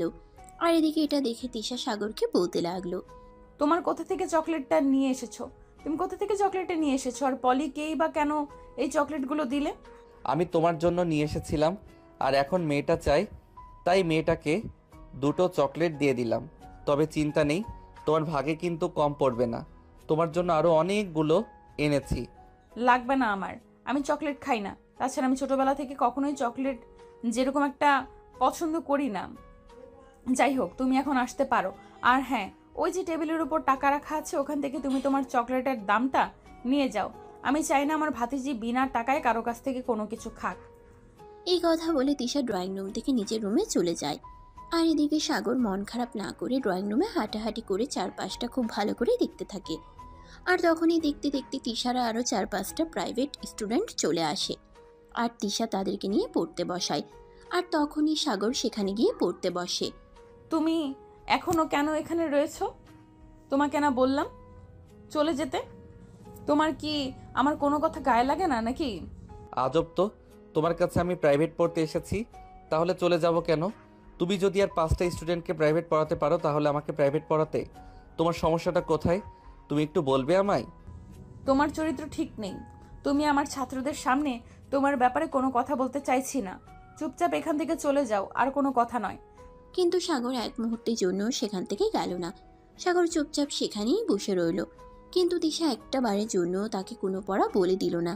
সব স্টুডেন্ট পড়ানো শেষ হলে নিজের রুমে গিয়ে দরজা বন্ধ করে দেয়। আর এদিকে সাগর বাধ্য হয়ে নিজের বাসায় চলে আসে। আর বাসায় আসতেই তার আম্মু তাকে বলে, কি রে, কি ব্যাপার? ভার্সিটি ছুটি হয়েছে তো অনেক আগে, তাহলে তুই এতক্ষণে বাসায় এসেছিস কেন? প্রাইভেট পড়তে গিয়েছিলাম, তোমাদেরকে বলেছিলাম না আমি এখান থেকে ইংরেজি প্রাইভেট পড়বো, তাই আমি ইংরেজি প্রাইভেট পড়তে গিয়েছিলাম। আচ্ছা ঠিক আছে, কোনো সমস্যা নাই, আমি তোর জন্য খাবার রেডি করছি। সেদিন রাতের বেলা সাগর নিজের রুমে বসে পড়াশোনা করছিল। তখনই তার ছোট বোন তার কাছে একটা অঙ্ক করতে আসে। ভাইয়া, তুই কি ব্যস্ত আছিস? না, সেরকম কোনো ব্যাপার না। কেন, তোর কিছু লাগবে নাকি? আয় না, ভিতরে আয়। আসলে ভাইয়া, এই অঙ্কটা আমি বুঝতে পারছি না। তুই যদি আমাকে অঙ্কটা একটু বুঝিয়ে দিতি তাহলে একটু ভালো হতো। আমি বুঝিয়ে দিচ্ছি, আয় এদিকে। অতঃপর সাগর বোনকে অঙ্ক বুঝিয়ে দেয়। আরেকটি দেখতে দেখতে রাতের খাবারের সময় হয়ে আসে। সবাই মিলে রাতের খাবার খেয়ে তারপর ঘুমিয়ে পড়ে। এভাবেই চলতে থাকে দিনগুলো। এরপর থেকে প্রতিদিন সাগর তিশার বাসায় যেত, কিন্তু তিশা তাকে পড়াইতো আর না, অন্য স্টুডেন্ট নিয়ে ব্যস্ত থাকতো। কিন্তু সাগরের এতে কোনো কিছুই যায় আসে না। সাগরের বন্ধু তিশার পাশাপাশি থাকার প্রয়োজন ছিল, কেন জানি না সাগর তিশার পাশাপাশি থাকতে পছন্দ করত। তিশার প্রতি তার অন্যরকম একটা মায়া কাজ করত। সেদিন দুপুরবেলা হঠাৎ করে কেন জানি তার ভার্সিটিতে মন বসছিল না, তাই সে ভার্সিটি থেকে বের হয়ে বাসার দিকে যাচ্ছিল। তখনই দেখতে পায় একটা গাড়ি অ্যাক্সিডেন্ট হয়েছে, আর সেখানে একটা পিচ্ছি প্রচণ্ড ব্যথা পেয়েছে। তাই সে বাইকে দাঁড় করিয়ে দৌড়ে সেখানে চলে যায়। সেখানে গিয়ে এসে দেখতে পারে পিচ্ছিটা আর কেউ নয়, এটা তিশার ভাইয়ের মেয়ে পলি। সাগর এক মুহূর্তও দেরি না করে পলিকে নিয়ে হসপিটালে চলে আসে। তারপর হসপিটালে ভর্তি করায়। প্রায় 1 ঘন্টা পর পলির জ্ঞান ফিরে আসে। আর তখনই সাগর তিশাকে ফোন করে। তিশা, কোথায় তুমি? আমি জাহান্নামে আছি। কেন, তোমার কোনো সমস্যা আছে নাকি? আমি তোমাকে জিজ্ঞাসা করেছি তুমি কোথায়। তোমার সঙ্গে একটা জরুরি দরকার আছে। তুমি তাড়াতাড়ি আমাকে এটা বলো যে তুমি কোথায় আছো। আমি ভার্সিটিতে আছি। তুমি তাড়াতাড়ি করে এখনই ঢাকা মেডিকেল কলেজ হাসপাতালে চলে আসো। কেন, তুই সুইসাইড অ্যাটেম্প্ট করেছিস নাকি? দেখ, আমার এত ফালতু সময় নেই, আমি ওখানে যেতে পারবো না। আর আমি এখন ব্যস্ত আছি, দয়া করে আমাকে আর ফোন করবি না। এই কথা বলে সঙ্গে সঙ্গে তিশা ফোনটা কেটে দেয় আর নিজের ফোন সুইচ অফ করে ফেলে। এদিকে সাগর একটার পর একটা ফোন দিতেই থাকে, কিন্তু তিশা ফোন সুইচ অন করছিল না। সে মনে মনে ভাবছিল সাগর হয়তো তাকে বিরক্ত করার জন্য এভাবে একটার পর একটা ফোন দিতে চলেছে।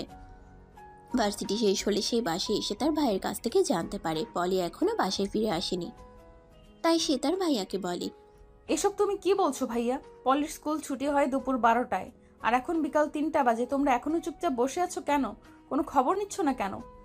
আসলে আজ আমার অফিস থেকে বের হতে একটু দেরি হয়েছিল, তাই আমি তোর ভাবিকে বলেছিলাম পলিকে যেন স্কুল থেকে নিয়ে আসে, কিন্তু তোর ভাবি আমার কথা না শুনে বাসায় বসে টিভি দেখছিল। সে নাকি আমার বাড়িতে কোনো কাজ করতে পারবে না, এমনকি আমার মেয়ে দেখাশোনা পর্যন্ত করতে পারবে না। এখন আমি কি করব বল? আশ্চর্য ব্যাপার, তোমরা কেউ মেয়েটার দেখাশোনা করতে পারবে না সেটা আমাকে বললেই তো হতো। আমি নিজেই কলেজ থেকে বের হয়ে ওকে স্কুল থেকে তুলে নিতাম। কিন্তু এখন মেয়েটা কোথায় আছে? মেয়েটার কোনো বিপদ আপদ হলো কি না, আমি তো সেটাই বুঝতে পারছি না। তোমরা কেমন বাবা মা বলো তো আমায়? দেখো, আমার সামনে একদম ভালো মানুষ সাজতে আসবে না। তোমাকে আমার খুব ভালো করে চেনা আছে। সারাদিন তো বসে বসেই খাও। মেয়েটা কি স্কুল থেকে আনা নেওয়ার কাজটুকু তো করতে পারো না কি? এতটুকু কি তোমাকে দিয়ে হয় না? চুপ করো। তুমি কে? সারাদিন বসে বসে খাই। তুমি সারাদিন বসে বসে খাও আর তোমার কোনো কাজ নেই। আমার বোন সকাল বেলা ঘুম থেকে উঠে রান্না করে, তারপর ভার্সিটি যায়, তারপরও বিকেলে বাড়িতে এসে সমস্ত কাজ করে, এরপরও তোমার হয় না? করতেই তো হবে, তাতে এমন কি মহাভারত অশুদ্ধ হয়ে গেল? ভাই ভাবির ওপর বসে বসে খেতে পারবে আর এইটুকু কাজ করতে পারবে না কেন? এইটুকু কাজ করলেই তোমার বোনের হাতে ফোসকা পড়ে যায় নাকি? তুমি যদি সারাদিন বাসায় বসে থেকে আমার মেয়েটা দেখাশোনা করতে না পারো, তাহলে আমার বোনকে কেন এসব কথা শোনাচ্ছ তুমি? তোমার কোনো অধিকার নেই আমার বোনকে এসব কথা শোনানোর। তুমি যখন আমার মেয়ে দেখাশোনা করতে পারবে না, তাহলে আমার মেয়েকে জন্ম দিয়েছিলে কেন? কে বলেছে তোমাকে মা হতে?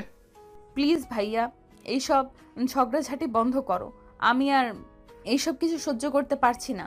প্লিজ এগুলো বন্ধ করো আর আমাকে চিন্তা করতে দাও। বুঝতে পারছি না মেয়েটা এখন কোথায় আছে, কি করছে। তোমাদের জন্য আর পারছি না, আমার এগুলো আর ভালো লাগছে না। এই কথা বলতে বলতে তিশা নিজের ভ্যানিটি ব্যাগ থেকে মোবাইলটা বের করে আর সুইচ অন করতেই দেখতে পায় 782টা মিসড কল আর সঙ্গে হাজার কয়েক মেসেজ।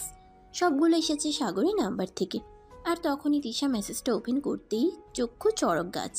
তিশা প্লিজ তুমি ফোনটা রিসিভ করো আর আমার সঙ্গে 1 মিনিট কথা বলো। পলির অ্যাক্সিডেন্ট হয়েছে, আমি তাকে নিয়ে ঢাকা মেডিকেল কলেজ হাসপাতালে এসেছি। তুমি প্লিজ এখানে চলে আসো। পলির জ্ঞান ফিরে এসেছে, সে তার বাবা মাকে খুঁজতেছে।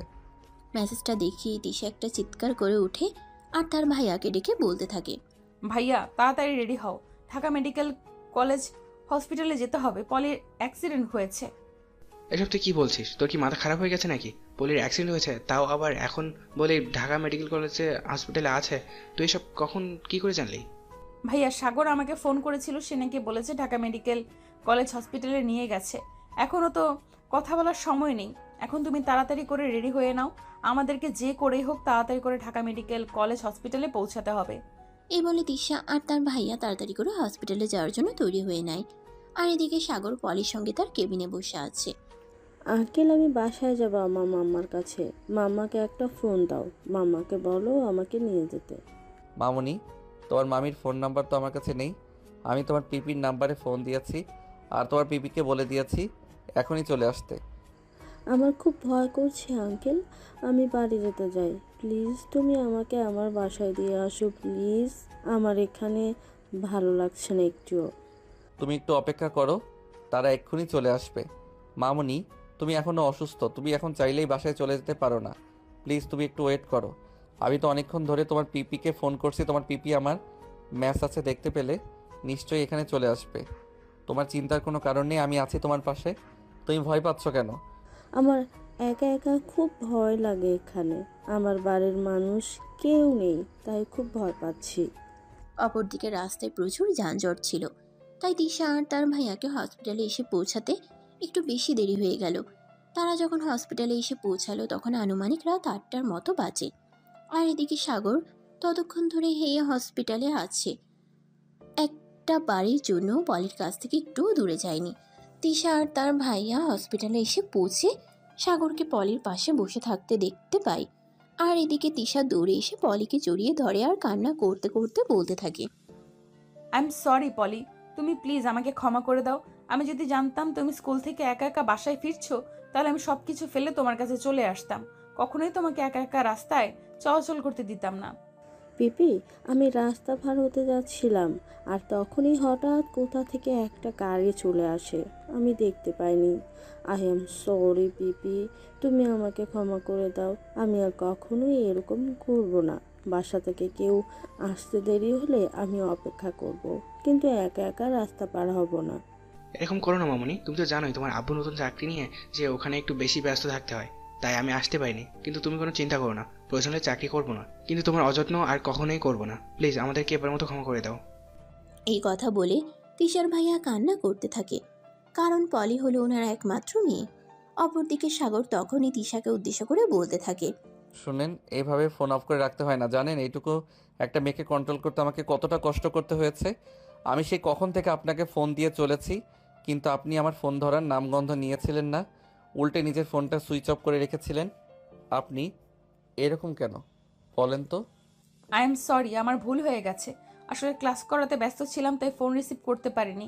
তাছাড়া আমি ভেবেছিলাম তুমি আমাকে বিরক্ত করার জন্য ফোন করেছো, তাই আমি ফোন সুইচ অফ করে রেখেছিলাম। প্লিজ আমাকে এবারের মতো ক্ষমা করে দাও, আর কখনো এরকম করব না। ঠিক আছে, কিন্তু আপনি একটাবার চিন্তা করুন, আর যদি আমি সময় মতো ওখানে না পৌঁছাতাম তাহলে পলির কি অবস্থা হতো? তাছাড়া যদি কোনো ছিনতাইকারীর হাতে পড়ে যেত তাহলে কি হতো? সব কিছুর জন্য সরি। আমি এখন আসছি, আমাকে বাসায় যেতে হবে। বাসা থেকে অনেকক্ষণ ধরে ফোন দিচ্ছে। আমি তাদেরকে বলছি বন্ধুর সঙ্গে বাসায় পৌঁছাতে লেট হবে, তবে এখন আমাকে যেতে হবে। অসংখ্য ধন্যবাদ তোমাকে এত বড় একটা উপকার করার জন্য। সত্যিই তুমি আজ আমার অনেক বড় একটা উপকার করেছো। তুমি না থাকলে হয়তো পলির খুব বড় একটা ক্ষতি হয়ে যেতে পারতো। ধন্যবাদ দেওয়ার কিছুই নেই। আমি মানুষ হিসেবে আমার যতটুকু কর্তব্য মনে হয়েছে আমি ঠিক ততটুকুই করেছি। তবে একটা কথা আপনাদের দুজনকেই বলে রাখছি, বাচ্চার খেয়াল নেবেন, আর বাচ্চাদের খেয়াল রাখতে হয়। অসংখ্য ধন্যবাদ তোমাকে ভাই। তুমি না থাকলে আজ আমার কত বড় ক্ষতি হয়ে যেত আমি সেটাই বুঝতে পারছি না। যাই হোক, এখন তাহলে তুমি চলে যাও, আমরা সামলে নিতে পারবো। আর হ্যাঁ, তোমাকে একটা কথা বলি, তুমি একবার সময় করে আমাদের বাড়িতে এসো, আমি তোমার সঙ্গে কথা বলতে চাই। অতঃপর সাগর তিশা আর তিশার ভাইয়ের কাছ থেকে বিদায় নিয়ে বাসায় চলে আসে। আর বাসায় আসতেই তার আম্মুর বকবকানি শুরু হয়ে গেল। এতক্ষণে নবাব আসার সময় হলো। আমি সেই বিকেল থেকে অপেক্ষা করছি, কিন্তু এখন রাত 11টা বাজে। এতক্ষণে উনি বাসায় এসেছেন।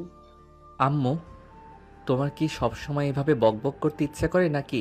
দেখো, মানুষের তো বাইরে কোনো কাজ থাকতে পারে, তাই তো একজন মানুষ দেরি করে বাসায় আসে, আর সেজন্য তুমি এভাবে চিৎকার চেঁচামেচি করবে নাকি?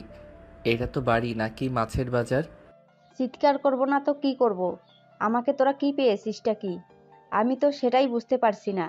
রাত 11টা বাজে, তোর জন্য খাবার নিয়ে অপেক্ষা করতে হচ্ছে। আমার কি অন্য কোনো কাজ নেই নাকি?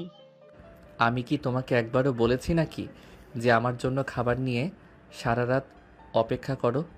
তুমি আমার জন্য খাবার রেডি করে নিজের রুমে চলে গেলেই তো পারো, তারপর আমি খাবার খেয়ে নিব। সাগরের আম্মু তখন কোনো কথা না বলে নিজের রুমে চলে যায়। এদিকে সাগর খাবার খেয়ে তারপর রুমে চলে আসে। ঘুমোতে যাবে তখনই হঠাৎ করে পলির কথা মনে পড়ে, তাই সে তিশার নাম্বারে ফোন দেয়।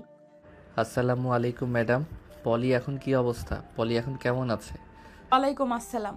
এই তো আল্লাহর রহমতে আগের চাইতে এখন অনেকটাই ভালো আছে।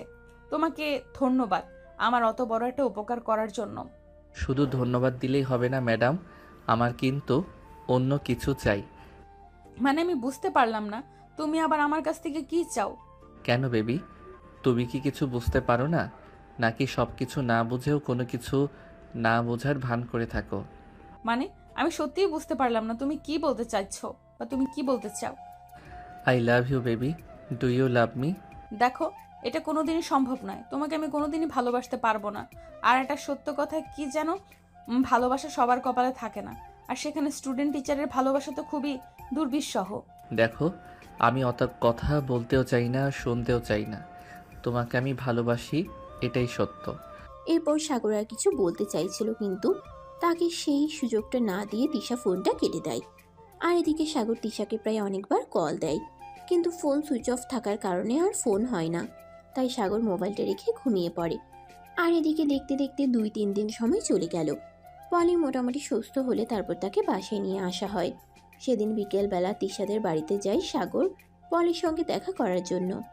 মামুনি, তোমার এখন কি অবস্থা? কেমন আছো তুমি? এই তো আঙ্কেল, আলহামদুলিল্লাহ অনেকটাই ভালো আছি। তুমি কেমন আছো? তুমি আমার জন্য চকলেট এনেছো? আলহামদুলিল্লাহ ভালো আছি মামুনি। আর হ্যাঁ, তোমার জন্য আজ আমি অনেকগুলো চকলেট নিয়ে এসেছি। কই, আমাকে চকলেট দাও। আমাকে কয়দিন ধরে পিপি চকলেট কিনে দেয় না। আমার খুব চকলেট খেতে ইচ্ছে করছে, তাড়াতাড়ি দাও, আমি চকলেট খাবো। সাগর তখন পলির হাতে বড় একটা চকলেটের বক্স ধরিয়ে দেয়, আর পলি এগুলো খুশি মনে খেতে থাকে। আর তখনই তিশা সেখানে উপস্থিত হয়। সে সাগরকে দেখে বলতে লাগে, কি ব্যাপার, তুমি হঠাৎ আমার বাড়িতে কেন?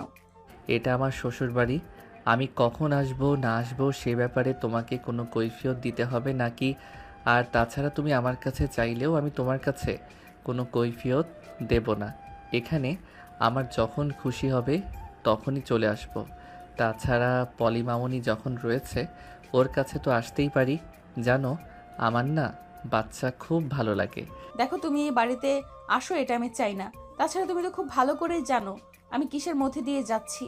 আমি আর কোনো দুর্নামের ভাগীদার হতে চাই না। সেটার জন্যই তো আমি ব্যবস্থা করতে চাইছি। আমি ভাবছি আজ আব্বু বাসায় থাকবে, আজ বিকেলে আব্বুর সঙ্গে তোমার ব্যাপারে কথা বলবো। কোনো লাভ হবে না। বড়লোকের বিগড়ে যাওয়া ছেলেকে আমি কখনোই বিয়ে করব না। তুমি অনেক বেশি আদর পেয়ে বড় হয়েছো, তাই এভাবে বিগড়ে গিয়েছো। দেখো, আমি তোমাকে তোমার ভালোর জন্য একটা কথা বলছি। নিজের জীবনটাকে আবেগ দিয়ে চালাতে যেও না, বিবেক দিয়ে চিন্তা করো। এইভাবে কথা কাটাকাটি হচ্ছিল সাগর আর তিশা দুজনের মধ্যেই। তখনই তিশার বড় ভাই আসে, সেখানে এসে উপস্থিত হয় আর সাগরকে দেখে তিশার বড় ভাইয়া বলতে থাকে। কি ব্যাপার ছোট ভাই, কেমন আছো তুমি? এই তো ভাইয়া, আল্লাহর রহমতে আর আপনাদের দোয়ায় ভালোই আছি। আপনি কেমন আছেন? এই তো ভাই, আল্লাহর রহমতে ভালোই আছি। তোমাকে অসংখ্য ধন্যবাদ। তুমি না থাকলে সেদিন যে কত বড় বিপদের মুখে পড়তে হতো সেটাই ভেবে পাই না। কোনো ব্যাপার না ভাইয়া, মানুষ তো মানুষেরই জন্য। তা যারা আপনার বোনকে আমি ভালোবাসি, এইটুকু তো করতেই পারি। দেখো, তুমি যদি আমার বোনকে সত্যি ভালোবাসো তাহলে আমি তোমাকে একটা রিকোয়েস্ট করতে চাই। আপনি আমাকে রিকোয়েস্ট কেন করবেন ভাইয়া? আপনি তিশার বড় ভাই, সেই সূত্রে আমারও বড় ভাই। আপনি আমায় আদেশ করুন, আপনি আমায় যা বলবেন আমি তাই করতে রাজি আছি। আমি চাই তুমি আমার বোনকে বিয়ে করে আমাদের বাড়িতে থেকে যাও। আমি আমার বোনকে আর এই কষ্টের মধ্যে দেখতে পারছি না। ধন্যবাদ ভাইয়া, আপনি নিজে থেকে কথাটা বলার জন্য আপনাকে অসংখ্য ধন্যবাদ। আপনি কোনো চিন্তা করবেন না, আমি আজকেই আমার বাবার সঙ্গে কথা বলবো এবং আমার বউটাকে যত তাড়াতাড়ি সম্ভব আমাদের বাড়িতে নিয়ে যাব। এই কথা বলেই সাগর তিশাদের বাড়ি থেকে বের হয়ে নিজেদের বাড়িতে চলে আসে। আর এদিকে সেদিন বিকেলে যখন সবাই গল্প করছিল, তখন এই সাগর তার আব্বুকে উদ্দেশ্য করে বলে। আপু, তোমার সঙ্গে একটা জরুরি ব্যাপারে কথা বলার আছে।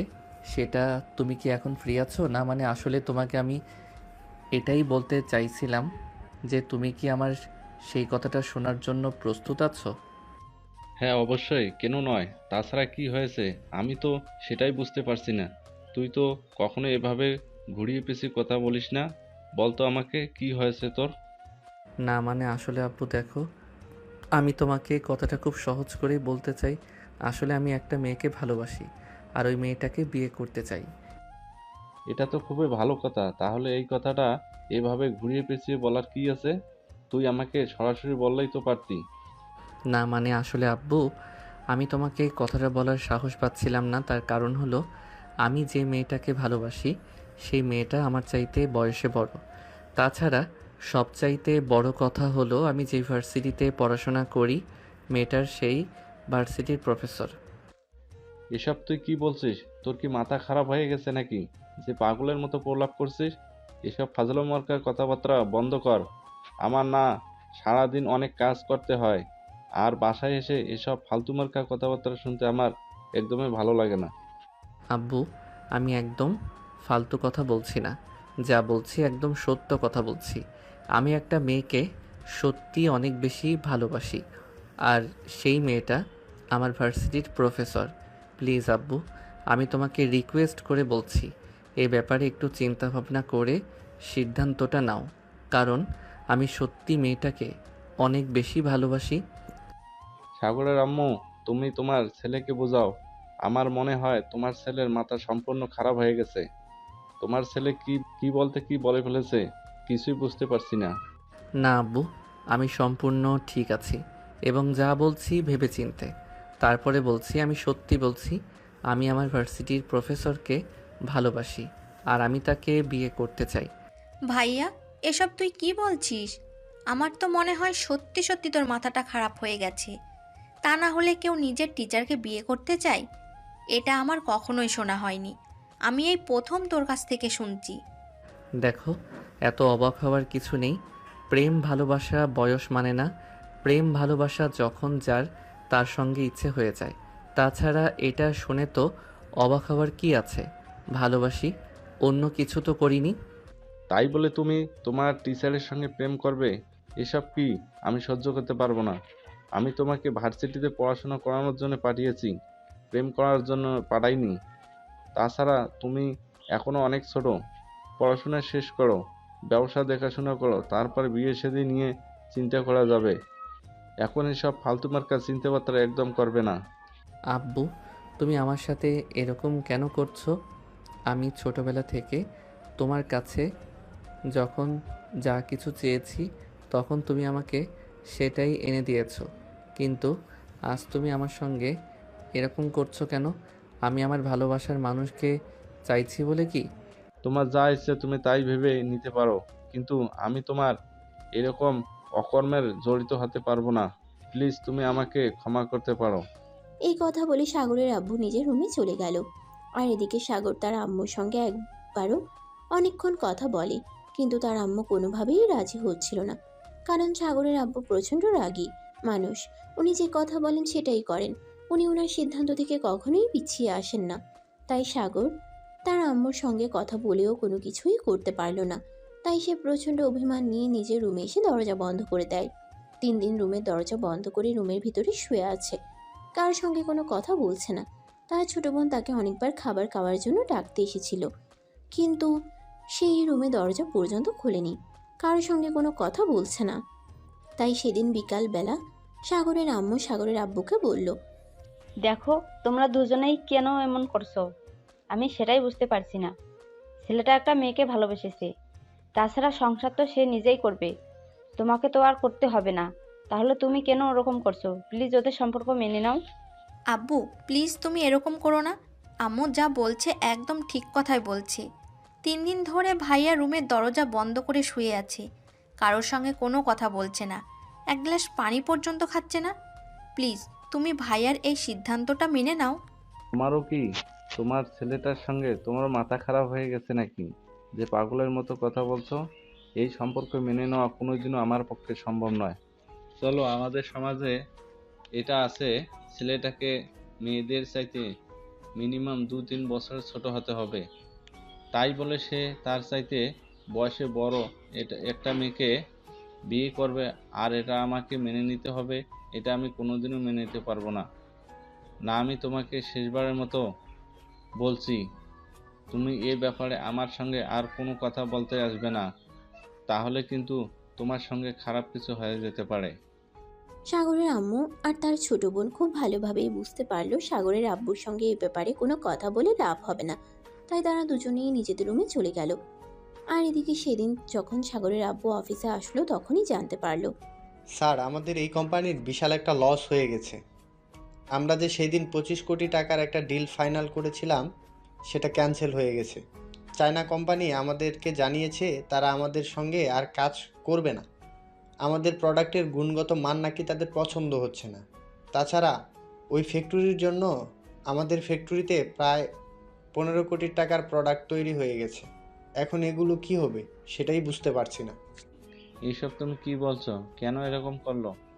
তারা তো আমাদেরকে ভুলেছিল এবং এগ্রিমেন্টের ব্যাপারে সাইন পর্যন্ত করছিল। তারা আমাদের কাছে থেকে 25 কোটি টাকার মালামাল নেবে, কিন্তু এখন এমন করলো কেন? স্যার, আমিও তো সেটাই বুঝতে পারছি না। যদি বুঝতে পারতাম তাহলে তো আপনার সঙ্গে এইসব ব্যাপারে কথা বলতে আসতাম না। যাই হোক, আপনি কিছু একটা ব্যবস্থা করুন, তা না হলে আমাদের এই কোম্পানিকে বিশাল একটা লজের সম্মুখীন হতে হবে। আমি কি করব সেটা তো বুঝতে পারছি না। আমার কি করা উচিত সেটা তো ভেবে পারছি না। হঠাৎ করে এতগুলো টাকা লস হয়ে গেল। যাই হোক, আপনি কেন যাই হোক, আপনি কোনো চিন্তা করবেন না। আল্লাহ যা করেন ভালোর জন্যই করেন। হয়তো এটা আল্লাহর ইচ্ছাতেই হয়েছে। চিন্তা করার কোনো কারণ নেই। আল্লাহ উত্তম ফয়সালাকারী, উনি বান্দার ক্ষতি কোনো করবেন না। এই কথা বলতে বলতে সাগরের আব্বু বাসায় চলে আসে। আর এদিকে আজ 5 দিন হয়ে গেল, সাগর এক ফোঁটা পানি পর্যন্ত খাচ্ছে না। এদিকে তিশা ভার্সিটিতে এসে সাগরকে দেখতে না পেয়ে সাগরের ব্যাপারে খোঁজ খবর নিল, কিন্তু কোনো কিছুই জানতে পারল না। তাই সে প্রিন্সিপাল স্যারের কাছ থেকে সাগরের বাড়ির ঠিকানা নিল আর সঙ্গে সঙ্গে সাগরদের বাড়িতে চলে আসলো। কলিং বেল চাপ দেওয়ার সঙ্গে সঙ্গে সাগরের ছোট বোন রিয়া এসে দরজা খুলে দেয়। দরজা খুলে তিশাকে দেখতে পেয়ে রিয়া বলতে থাকে, কে আপনি? আপনাকে তো চিনতে পারলাম না। ওয়ালাইকুম আসসালাম। আমাকে তুমি চিনতে পারবে না, আমি তোমার ভাইয়া মানে সাগরের সঙ্গে দেখা করতে এসেছি। ওকে একটু ডেকে দেওয়া যাবে? না মানে আসলে কে আপনি? আপনাকে তো আমি চিনি না। তাছাড়া ভাইয়া নিজের রুমের দরজা বন্ধ করে আছে। আজ 5 দিন ধরে কারোর সঙ্গে কোনো কথা বলছে না। এখন আমি তার সঙ্গে কথা বলবো কি করে? আপনি নিজেই সেটা বলে দিন। কেন, তোমার ভাইয়ের কি হয়েছে? তোমার ভাইয়া কি কোনো ব্যাপারে ঝামেলা করেছে নাকি? আমি সেই ব্যাপারে জানতে এসেছি। দেখুন, আপনি বাইরের মানুষ, আপনার সঙ্গে এসব ব্যাপারে কথা বলা ঠিক হবে কি না আমি জানি না, কিন্তু তারপরেও আপনি যখন জিজ্ঞাসা করছেন তখন তো বলতেই হয়। আসলে আমার ভাইয়া একটা মেয়েকে খুব বেশি ভালোবাসে, আর আব্বুর সঙ্গে কথা বলছিল এ ব্যাপারে। আব্বু যেন ওই মেয়েটাকে তার সঙ্গে বিয়ে দিয়ে দেয়, কিন্তু আব্বু এই সম্পর্ক কোনোদিন মেনে নেবে না। তাই ভাইয়া এভাবে 5 দিন ধরে রুমের দরজা বন্ধ করে আছে, কারোর সঙ্গে কোনো কথা বলছে না, এমনকি খাবার পর্যন্ত খাচ্ছে না। আমি বুঝতে পারছি না কি করব, কি করা উচিত। এদিকে আব্বুকেও বোঝাতে পারছি না। তিশা তখন কোনো কথা না বলে চুপচাপ সেখান থেকে বের হয়ে নিজের বাড়িতে চলে আসে আর ভাবতে থাকে, তাহলে কি সাগর সত্যিই তাকে ভালোবাসে আর তার জন্য এরকম করছে? কিন্তু সে কি করে নিজের হবু শ্বশুর মশাইয়ের সঙ্গে এই ব্যাপারে কথা বলবে, এটা ভেবে পাচ্ছে না। এদিকে সেদিন সাগরের আব্বু বাসায় এসে সাগরের আম্মুকে বলল, বুঝতে পারছি না আমার সঙ্গে এরকম কেন হচ্ছে। যাই হোক, তুমি আমার ছেলেকে বলে দাও কাল আমরা ওর জন্য মেয়ে দেখতে যাব। কিন্তু সে তো অন্য একটা মেয়েকে পছন্দ করে। এখন যদি আমরা ওকে জোর করে অন্য মেয়ের সঙ্গে দেখা করাতে নিয়ে যাই, তাহলে এর পরিণাম কি বুঝতে পারছো? হ্যাঁ, বুঝতে পেরেছি বলেই তো বলছি। যাই হোক, আমরা ওকে নিয়ে অন্য কোথাও যাব না, ওর পছন্দ করা মেয়ের সঙ্গেই দেখা করতে যাব। ওই মেয়েটার ফ্যামিলির সঙ্গে কথা বলে দেখি, ওরা যদি ওদের মেয়েকে আমাদের ছেলের হাতে তুলে দিতে চায় তাহলে আমরা ওদের মেয়েকে আমাদের বাড়িতে নিয়ে আসব। এটা তো খুবই খুশির খবর। দাঁড়াও, আমি এক্ষুনি ভাইয়াকে খবরটা দিয়ে আসি। এই কথা বলে রিয়া সেখান থেকে দৌড়ে সোজা সাগরের রুমে চলে গেল। আর সাগরের রুমের দরজার সামনে দাঁড়িয়ে সাগরের রুমে রক করতে করতে বলল, ভাইয়ের জন্য একটা খুশির খবর আছে। আব্বু তোর সম্পর্ক মেনে নিয়েছে। আব্বু বলেছে কাল তোর ভালোবাসা মানুষের সঙ্গে দেখা করতে যাবে। সাগর ততক্ষণ বিছানায় শুয়েছিল। রিয়ার মুখ থেকে এই কথা শুনে সে বিছানা থেকে লাফ দিয়ে উঠে আর দরজাটা খুলেই রিয়াকে জড়িয়ে ধরে বলতে লাগে, তুই সত্যি বলছিস তো? সত্যি আব্বু আমার তিশাকে আমার কাছে এনে দেবে? জানিস আমার আজ কত খুশি লাগছে, আমি সেটা তোকে বলে বোঝাতে পারবো না। হ্যাঁ ভাইয়া, আমি একদম সত্যি কথাই বলছি। আব্বু আমাকে এমনটাই বলেছে। জানিস আজ আমার সাথে খুশি হয়তো পৃথিবীর কেউ নেই। আচ্ছা ঠিক আছে, পরে খুশি হওয়া যাবে।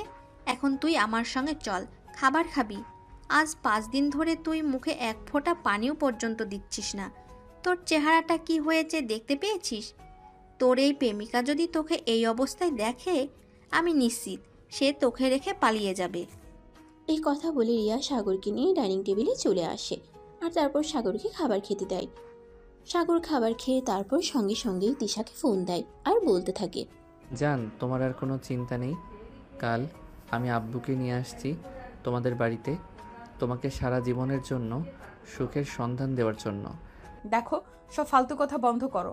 আমি খুব ভালো করে জানি তোমার ফ্যামিলির মানুষ এটা কোনোদিনও মেনে নেবে না, তাই তুমি এসব ফালতু চিন্তা ভাবনা বন্ধ করো। আমি সেদিন তোমার সঙ্গে দেখা করার জন্য গিয়েছিলাম, তুমি ভার্সিটিতে আসছো না কেন সেটা জানার জন্য, কিন্তু তারপরেই আমি তোমার ব্যাপারে সব কিছু জেনে এসেছি। তাহলে তো তুমি এটা খুব ভালো করেই জানো আমার আর আমার আব্বুর মধ্যে কে চলছিল। আমার আব্বু আমাদের এই সম্পর্ক মেনে নিয়েছে। আমার আব্বু একটু আগে অফিস থেকে এসে বলেছে সে নাকি তার ঘরের জন্য লক্ষ্মী আনতে যাবে। তার আম্মুকে এটাও বলে দিয়েছে সে কাল আমাকে সঙ্গে নিয়ে তোমাদের বাড়িতে যাবে। তাহলে আর কি কিছু বোঝার বাকি আছে নাকি? কিন্তু আমি তোমাকে কোনোভাবেই বিয়ে করব না। তোমার বাবা শহরের নামকরা ব্যবসায়ীদের মধ্যে একজন। আমি যদি তোমাকে বিয়ে করি তাহলে সবাই আমাকে বলবে আমি লোভে পড়ে তোমাকে বিয়ে করেছি। টাকার জন্য আমি তোমাকে আমার প্রেমের জালে ফাঁসিয়ে নিয়েছি, আর টাকার জন্য আমি তোমাকে প্রেমের প্রস্তাব দিয়ে বিয়ে করেছি। দেখো, মানুষ কি বলল না বলল সে ব্যাপারে আমার বিন্দুমাত্র ইন্টারেস্ট নেই। আমি তোমাকে ভালোবাসি, এটাই সত্য। তাছাড়া তোমার ভাইয়া তো বলেছে উনি আমাদের সম্পর্ক মেনে নেবেন, আর তুমিও ওই বাড়িতে ভালো নেই। তাহলে আর তো আমাকে বিয়ে করার কোনো সমস্যা থাকার কথা নয়। কোনো সমস্যা নেই, কিন্তু তারপরও আমি তোমাকে বিয়ে করব না।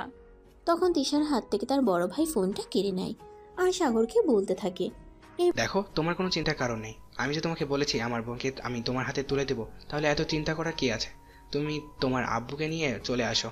তোমার আব্বুর সাথে কথা বলে তারপর আমি দিশাকে তোমার হাতে তুলে দিতে চাই। আমি আমার বোনকে এভাবে কষ্ট পেতে আর দেখতে চাই না। তুমি প্লিজ আমার বোনটাকে একটু সুখে রাখো। আপনি কোনো চিন্তা করবেন না ভাইয়া, আপনার চিন্তার কোনো কারণ নেই। আমি আমার ভালোবাসার মানুষটাকে যথেষ্ট সুখে রাখার চেষ্টা করব, তবে বাকিটা আল্লাহ তাআলার হাতে, আল্লাহ যা চাইবে তাই হবে। আল্লাহর উপর তো আর কিছু করতে পারবো না। হ্যাঁ ভাই, সেটাই, সবকিছু আল্লাহর উপরে ছেড়ে দিতে হবে। মানুষ তো উছিলা মাত্র, সবকিছু ফয়সালা মালিক তো একমাত্র মহান আল্লাহ তাআলা। আল্লাহ চাইলে সবকিছু করতে পারে, তাই আমাদের আল্লাহর উপর ভরসা রাখতে হবে। আল্লাহ যেটা ভালো বোঝে। তারপর সেদিন বিকেলবেলা সাগর তারা বুকে নিয়ে তিশাদের বাড়িতে আসে। আর কথা বলার এক পর্যায়ে তিশার সঙ্গে সাগরের বিয়ের কথা। এরপর সেদিন বিকেলবেলা সাগর তার পরিবারকে নিয়ে তিশাদের বাড়িতে আসে। আর কথা বলার এক পর্যায়ে তিশার সঙ্গে সাগরের বিয়ের পাকা সম্বন্ধে ঠিক হয়। দেখতে দেখতে বেশ কিছুদিন সময় চলে যায়।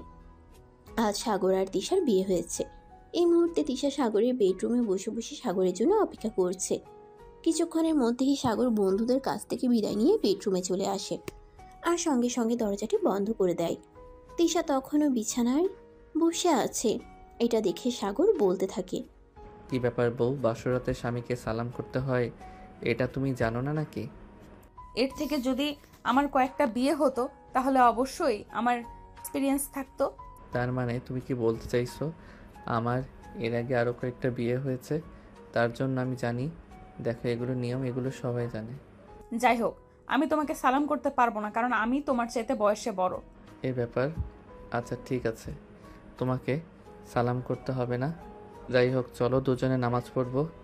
এখন আবার কিসের নামাজ পড়বো? আমি তো নামাজ পড়ে নিয়েছি অনেকক্ষণ আগেই। তাছাড়া তুমি খুব ভালো করে জানো আমি যাই কিছু করি না কেন, আমি নামাজের ব্যাপারে খুবই সেনসিটিভ। আমি নামাজের ব্যাপারে কখনোই অবহেলা করি না। আমি সবার মতো সবসময় নামাজ আদায় করি। সেটা আমি খুব ভালো করে জানি, কিন্তু এই নামাজ সেই নামাজ নয়। আজ আমাদের বাসার অধ্যায়, আজ আমাদের দুজনকে 2 রাকাত করে নফল নামাজ আদায় করতে হবে।